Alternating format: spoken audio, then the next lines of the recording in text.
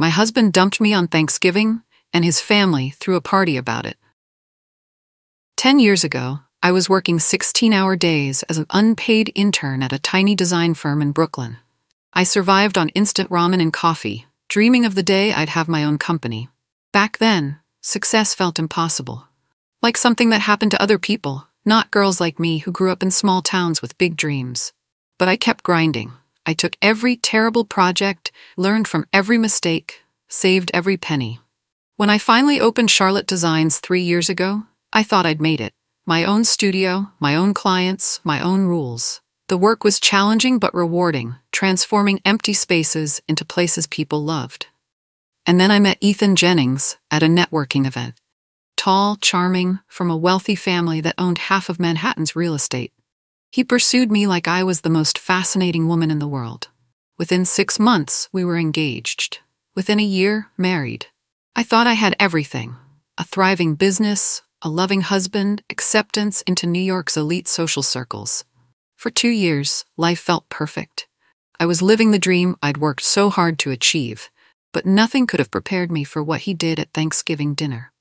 3 weeks before that terrible Thanksgiving, I landed the biggest contract of my career. The Meridian Hotel in Miami, a $900,000 complete interior redesign. When the client called with the news, I actually screamed with joy in my empty office. This wasn't just money, this was validation.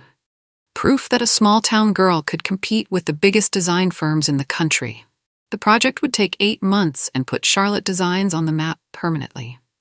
I rushed home to tell Ethan, practically floating through our Manhattan apartment door. He was sitting at his desk, working on his laptop as usual. When I shared the news, he looked up with what I thought was genuine pride. "That's incredible, Charlotte," he said, kissing my cheek. "You deserve this." We celebrated that night with expensive champagne and takeout from our favorite Italian place. Ethan seemed happy for me, asking questions about the timeline and budget. I felt so grateful to have a partner who supported my ambitions. But while I was celebrating my biggest career win, Ethan was already plotting something that would destroy everything I'd worked for. Over the next few weeks, something shifted in Ethan. At first I thought it was work stress. His investment firm was going through a busy period.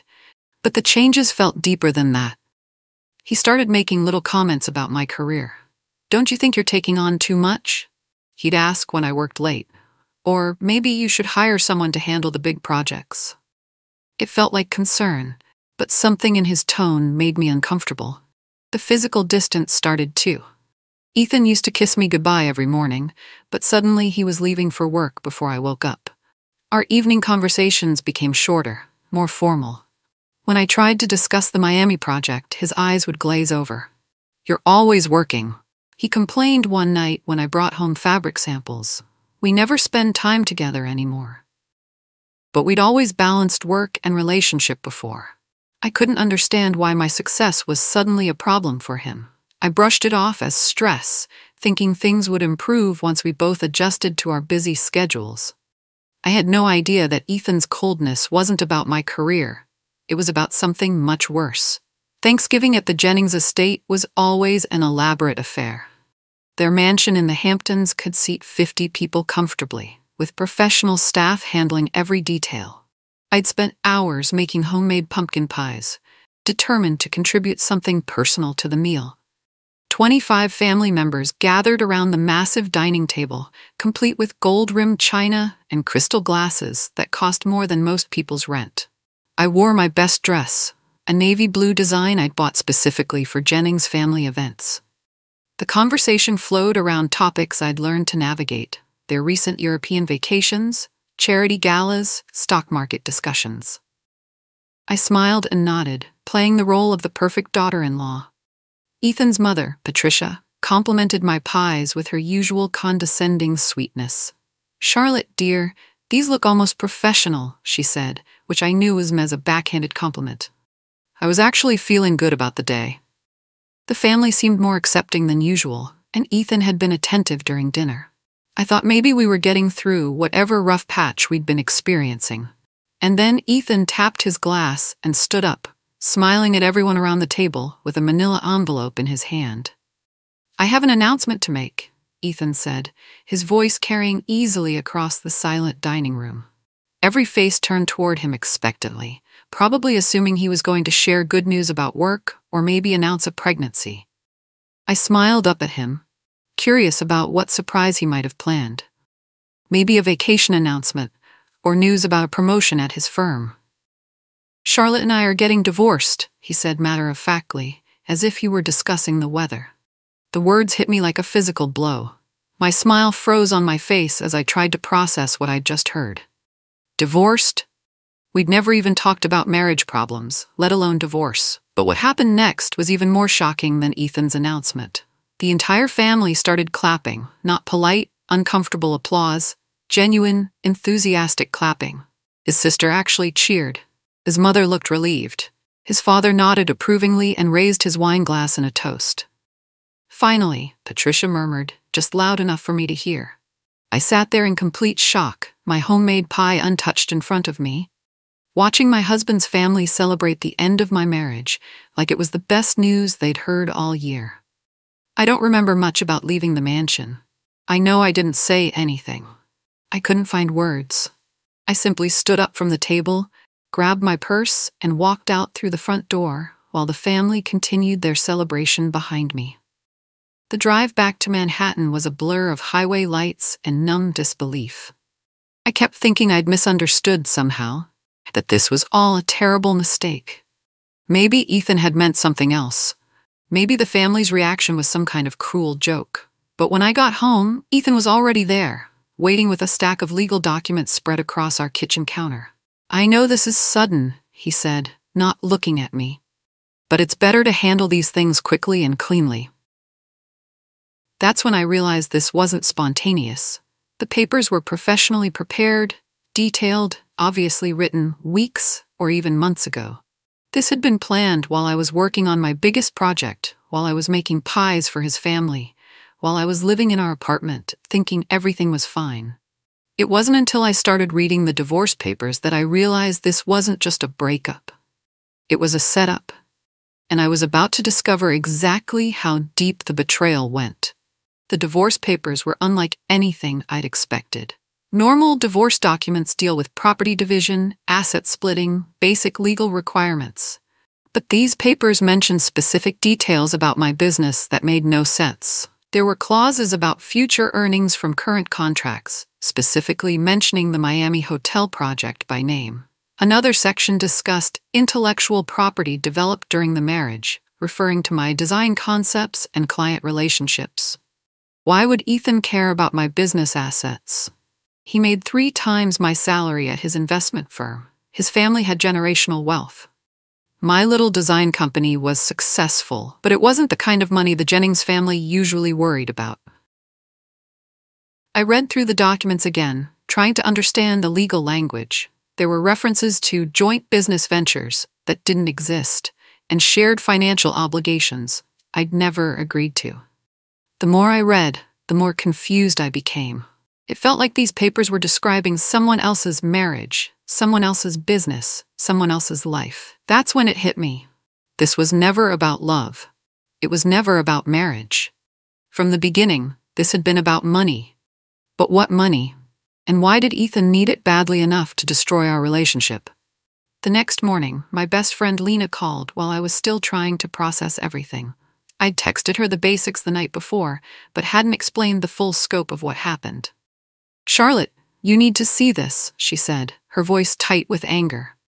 She sent me a screenshot from a private Facebook group called Jennings Family Updates. Somehow, she'd gotten access through a mutual friend who worked with Ethan's cousin. The posts made my stomach turn. Patricia had written, "Finally got rid of the gold digger. Perfect timing with her big contract. She'll be too distracted to fight the settlement." Ethan's sister had commented, "Can't believe it took this long. She never belonged with our family anyway." His father had added, "Smart move, waiting until after she signed the Miami deal. Timing is everything in business." They'd been planning this for months. While I was working 16-hour days to build my career, while I was trying to be the perfect wife and daughter-in-law, they were plotting to destroy my life at the moment when it would hurt me most. And that's when I knew this went deeper than just a marriage ending. They'd been watching my business, waiting for the right moment to strike. 3 days later, I received an unexpected email from someone named Marcus Rivera. The subject line read, "About Ethan Jennings. You need to know this." Marcus identified himself as a former colleague from Ethan's investment firm. He'd heard about our divorce through professional circles and felt obligated to reach out. "I can't provide details over email," he wrote, "but Ethan has been under internal investigation for the past 6 months. There are serious questions about client funds and unauthorized transactions. I think you should speak with a lawyer immediately." My hands shook as I read the message. Financial misconduct? At Ethan's prestigious firm? The Jennings family had built their reputation on financial integrity and old money respectability. Marcus included a phone number and suggested we meet in person. "I can't prove anything definitively," he warned, "but the timing of your divorce seems suspicious given what's happening here." Suddenly, everything made sense. Ethan wasn't divorcing me because he'd fallen out of love or because his family disapproved. He was divorcing me because he was in serious trouble, and somehow I'd become part of his escape plan. Apparently, my husband was being investigated for stealing money, and I was his way out. I hired Rebecca Chen, a forensic accountant who specialized in tracking financial fraud. Her office was small but professional, with degrees from Harvard and Columbia covering one wall. She listened to my story without judgment, taking detailed notes. "This kind of case isn't uncommon," Rebecca explained. "When someone faces financial exposure, they often try to shelter assets through divorce proceedings. If Ethan has been misappropriating funds, he might be trying to transfer wealth to protect it from seizure." She explained how the investigation would work, examining bank records, tracking money transfers, looking for hidden accounts or shell companies. It would take time, but financial crimes always left paper trails. "The fact that he mentioned your business specifically in the divorce papers is a red flag," Rebecca said. "No one includes those details unless they plan to claim those assets somehow." She requested access to all our joint accounts and financial records. Within hours of starting her investigation, Rebecca called me with preliminary findings.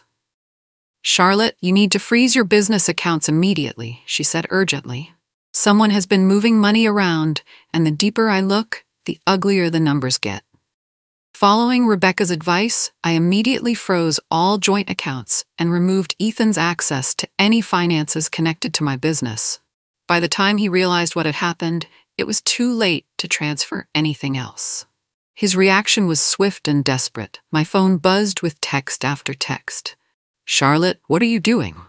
This is unnecessary. We can work this out without involving lawyers. You're making this more complicated than it needs to be. I'm trying to be fair here. Don't make me fight you." The messages revealed a panic I'd never seen from Ethan before. The calm, controlled man I'd married was cracking under pressure. Whatever he'd been planning, my financial freeze had disrupted it. By the end of the week, Rebecca had uncovered enough evidence to confirm my worst fears.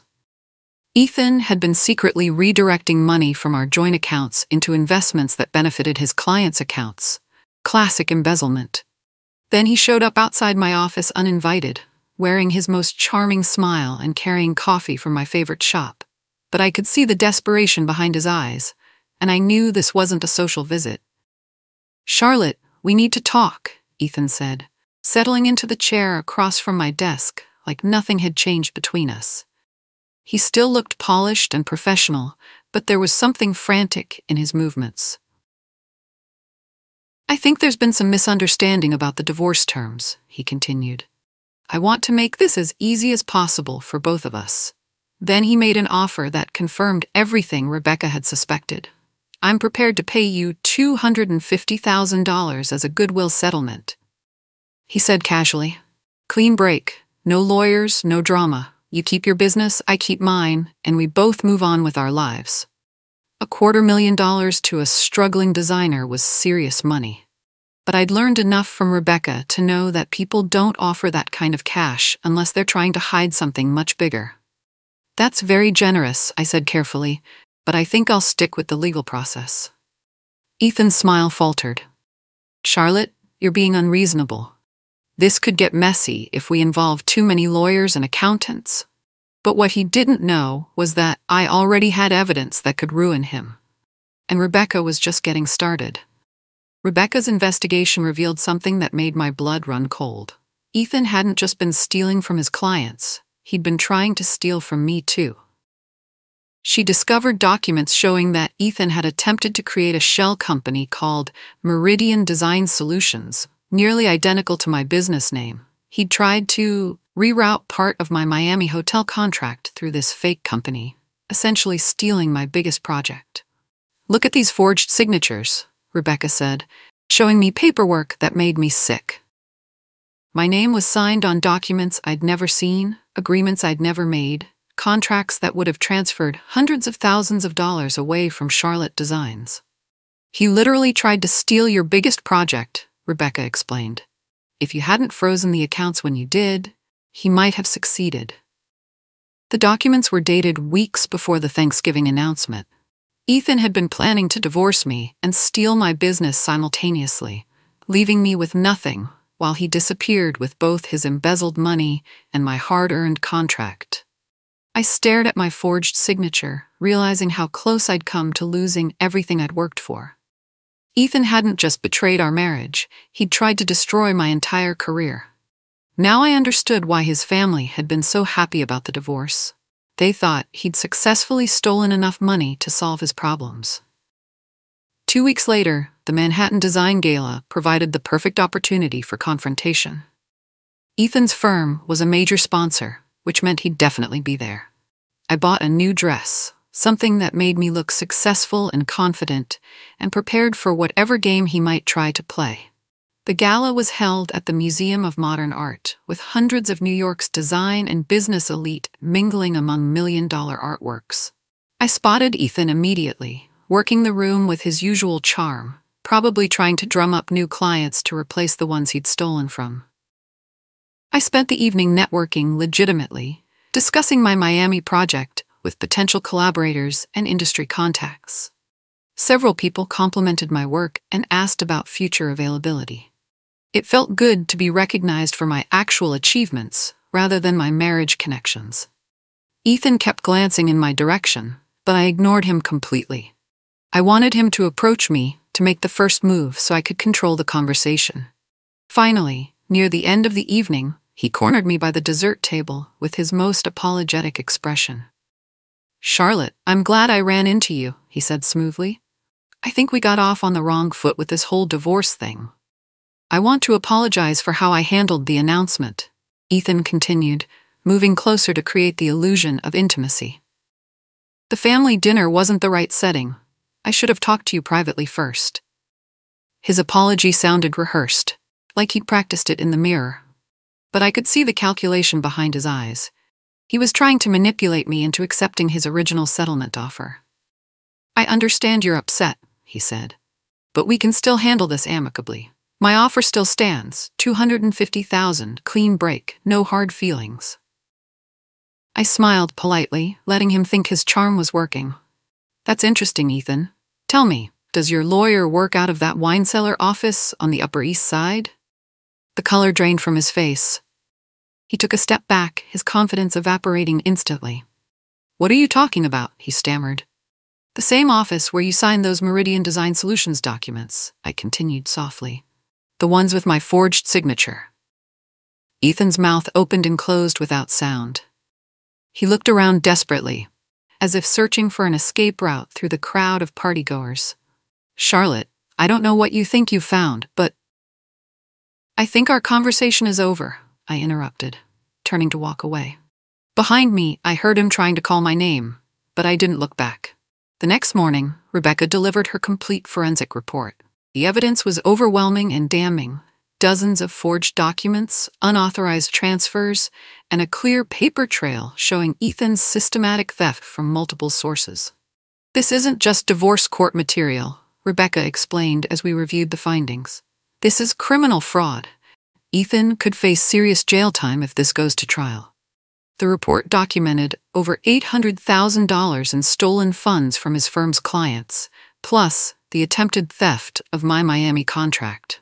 Rebecca had traced money through multiple accounts, uncovering a sophisticated scheme that had been running for almost a year.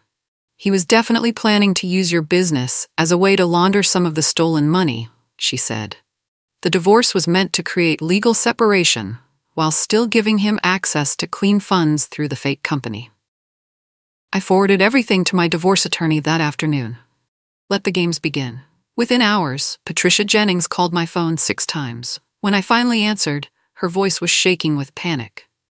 "Charlotte, we need to discuss this situation reasonably," she said. "Surely we can reach some kind of understanding without involving unnecessary complications." But I was done being reasonable with people who had celebrated my humiliation. My lawyer, David Morrison, was a shark in an expensive suit who specialized in high-stakes divorce cases. When he reviewed Rebecca's evidence, he actually smiled. Never a good sign for the opposition. "This is the kind of case that makes careers," David said. "Ethan's in serious trouble, and his family knows it." He prepared a comprehensive legal filing that included fraud charges, theft allegations, and demands for full restitution. When the papers were served to Ethan at his office, word spread quickly through his firm. By the end of the day, Ethan's managing director had suspended him, pending a full internal investigation. News of the scandal reached their biggest clients, who immediately started pulling their accounts. That evening, my phone rang constantly. Different members of the Jennings family calling to discuss the situation. Patricia, Ethan's father, his sister, even distant cousins I'd met only once. "Charlotte, dear, perhaps we can work something out," Patricia pleaded during her third call. "This publicity isn't good for anyone. We're prepared to be very generous." The family that had celebrated my humiliation was now begging me to settle privately, and that's when Ethan's family started offering serious money to make this go away. The Jennings family meeting took place in Patricia's Fifth Avenue penthouse, with expensive lawyers flanking both sides of her marble dining table. They'd pulled out all the stops, offering $500,000 in cash to drop all complaints and sign a comprehensive non-disclosure agreement. "This benefits everyone," Ethan's father argued. "You get substantial compensation, we avoid unnecessary publicity, and everyone can move forward with their lives." $500,000 was more money than I'd ever dreamed of having. It would pay off my business loans, fund expansion, secure my future for years. The smart financial decision was obvious. But I thought about that Thanksgiving dinner, about their applause when Ethan announced our divorce, about Patricia's relieved expression when she thought I was finally out of their lives. "Your offer is generous," I said calmly, "but I'm not interested in settling." The lawyers looked shocked. Patricia actually gasped. "Charlotte, be reasonable. This kind of money doesn't come along often." "Neither does justice," I replied, standing up to leave. For the first time ever, I said no to money from that family, and it felt incredible. Some things were worth more than cash, and my self-respect was one of them. Ethan's world continued collapsing throughout December. His firm launched a full investigation, suspended his trading licenses, and frozen his access to all client accounts. Major investors pulled millions in funding, citing concerns about the company's internal controls. I watched it all unfold from the safety of my growing business. The Miami project was proceeding beautifully, with the client expressing interest in additional properties. My success felt even sweeter, knowing that Ethan had failed to steal it. But then Ethan did something I never saw coming. He sent me a text message that crossed every line of legal and personal decency. "You're making a mistake pushing this," he wrote. "I have contacts throughout the design industry. Keep digging into my business, and I'll make sure you never work in New York again." I read the message 3 times, hardly believing he'd been stupid enough to threaten me in writing. After everything that had happened, after all the evidence against him, he was still trying to intimidate me into silence. But what Ethan didn't realize was that sending that text had just given me more ammunition for court. I immediately forwarded Ethan's threatening text to David, who was delighted to add witness intimidation to our growing list of charges. He just made this case even stronger. David explained, "Threatening someone involved in legal proceedings is a serious crime. This text message could send him to prison even if we can't prove the financial fraud." The text also violated a restraining order David had filed to prevent Ethan from contacting me directly. Each violation carried potential jail time and hefty fines. Ethan's desperation was making him sloppy. The calm, calculating man I'd married was falling apart under pressure, making mistakes that would cost him everything. His firm officially terminated him 3 days later, citing irreconcilable differences regarding fiduciary responsibility. Translation: they'd found enough evidence to know he was guilty, but wanted to distance themselves before criminal charges were filed.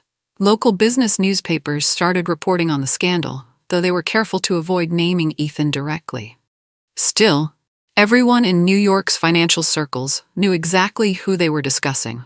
By Valentine's Day, our divorce was finalized with terms that exceeded my wildest expectations.